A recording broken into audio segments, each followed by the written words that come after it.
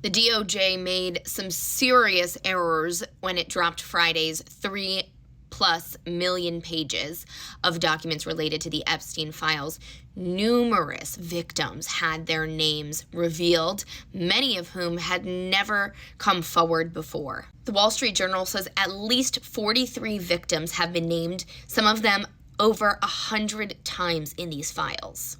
Now, what's interesting here is some of the victims are just blanketly revealed. There's one instance where there's a survivor who had come forward before, had her entire license put out there. But there are other times where, according to some of these victims' lawyers, one victim's name was revealed 20 times in a single document. But there are other instances that are more confusing, where there'd be a list of victims and all of them would be blacked out except for one, or the reverse, where only one name would be blacked out, but all the other victims' names would be shown. So the question is, how does that happen? Particularly when, of course, this is part of the Department of Justice's requirements. It's legally required that they redact all the victims' information, but also that this was the reason that they were saying it had taken so long. Now, my producer and I found on Friday a document from the federal side in New York where they had said last year that they had finished all the redactions that they needed. So there are a lot of questions about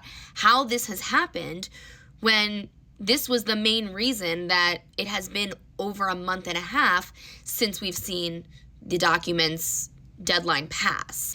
Now, it appears that the Department of Justice knows that there are errors here because they just sent this letter, if you look, February 2nd, today, that they sent this 4-page letter to the judges in both of the New York federal cases, the one for Epstein and the one for Ghislaine Maxwell. And they wrote at the first page, as of writing this letter, all documents requested by victims or counsel to be removed by yesterday evening have been removed for further redaction.